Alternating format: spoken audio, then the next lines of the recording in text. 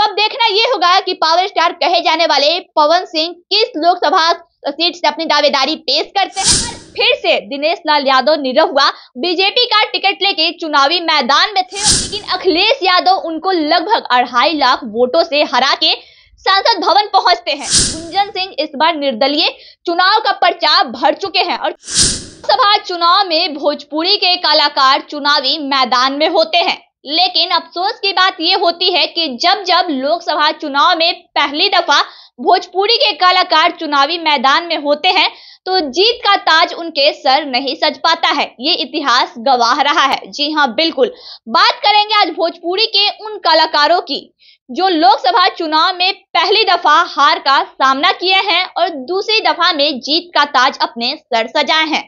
तो सबसे पहले बात करेंगे मनोज तिवारी की, जो कि 2009 में चुनावी मैदान में आए थे। जी हाँ, बिल्कुल 2009 में सपा के टिकट से गोरखपुर लोकसभा सीट से चुनावी मैदान में मनोज तिवारी थे और अपोजिशन में थे योगी आदित्यनाथ। जी हाँ, बिल्कुल, लेकिन योगी आदित्यनाथ ने मनोज तिवारी को हरा के गोरखपुर का सांसद बने। करारा हार का सामना मनोज तिवारी को करना पड़ा था। उसके बाद 2013 में मनोज तिवारी बीजेपी का दामन थामते हैं और 2014 लोकसभा चुनाव में दिल्ली के उत्तर पूर्वी लोकसभा सीट से अपनी दावेदारी पेश करते हैं, वो भी बीजेपी के टिकट पे। और जैसे ही वो बीजेपी के टिकट से चुनावी मैदान में दूसरी बार आते हैं, उसके बाद शीला दीक्षित को वो हराते हैं और जीत का ताज अपने सर सजाते हैं।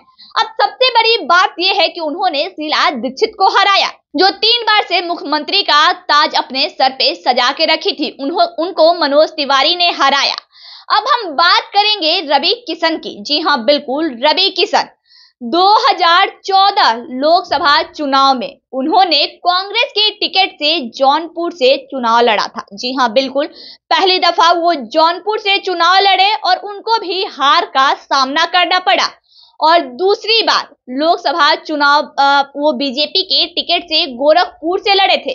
जब योगी आदित्यनाथ गोरखपुर के लोकसभा सीट से इस्तीफा दे दिए, उसके बाद बीजेपी रवि किशन को गोरखपुर से मौका देती है और दूसरी बार में रवि किशन वहां से जीत हासिल करके संसद भवन पहुंच जाते हैं। अब बात करेंगे दिनेश लाल यादव निरहुआ की। जी हाँ, बिल्कुल दिनेश लाल यादव निरहुआ को भी पहली दफा हार का सामना करना पड़ता है 2019 में। जी हाँ, बिल्कुल आपको बता दें 2019 में दिनेश लाल निरहुआ बीजेपी के टिकट से आजमगढ़ से चुनावी मैदान में थे, लेकिन अखिलेश यादव उनको लगभग 2.5 लाख वोटों से हरा के संसद भवन पहुंचते हैं। लेकिन 2021 विधानसभा चुनाव में जब अखिलेश यादव जीत जाते हैं तो आजमगढ़ लोकसभा सीट से इस्तीफा दे देते हैं, जिसके बाद फिर से एक बार उपचुनाव होता है आजमगढ़ लोकसभा सीट पे।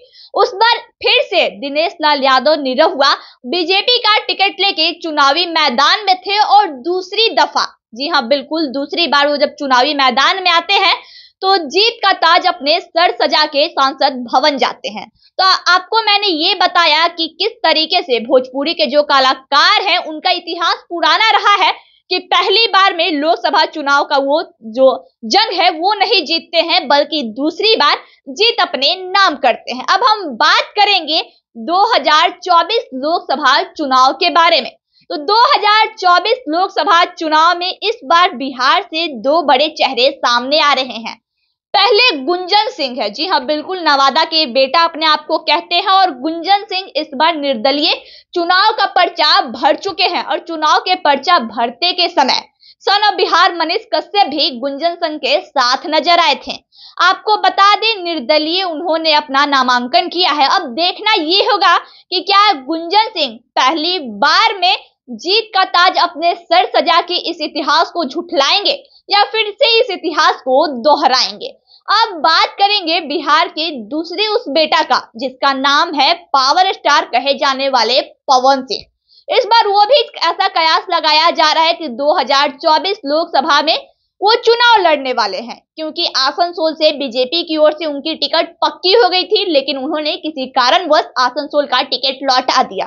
उसके बाद कईक उनके बयान आए, जिस बयान में वो कहते हुए नजर आए कि मां ने कहा है तो चुनाव लड़ना ही है। जनता जनार्दन का मन है, जनता जनार्दन से मैंने वादा किया है कि मैं इस बार लोकसभा चुनाव लड़ूंगा, तो लड़ना तय है। तो अब देखना ये होगा कि पावर स्टार कहे जाने वाले पवन सिंह किस लोकसभा सीट से अपनी दावेदारी पेश करते हैं, और पेश करते हैं तो किसके टिकट पे अपनी दावेदारी पेश करते हैं, या निर्दलीय आते हैं या फिर बीजेपी के टिकट से आते हैं, क्योंकि उन्होंने आरजेडी का टिकट लेने से साफ इनकार कर दिया। अगर वो लोकसभा चुनावी मैदान में आते हैं तो क्या जीत के सांसद भवन जाते हैं, या फिर से वो भी इतिहास को दोहराएंगे और दूसरी बार लोकसभा चुनाव में जीत अपने नाम करेंगे। तो देखना दिलचस्प होगा। लोकसभा चुनाव का जो आगाज है हो चुका है। जो भी प्रत्याशी है अपने अपने क्षेत्र में घूम रहे हैं, जनसंपर्क कर रहे हैं। अब देखना ये होगा कि इस बार सांसद कौन बनता है। क्या भोजपुरी का पुराना इतिहास झुठलाया जाता है, या फिर से एक बार भोजपुरी का इतिहास दोहराया जाएगा। आई खबरों के लिए बने रहें। जय हिंद।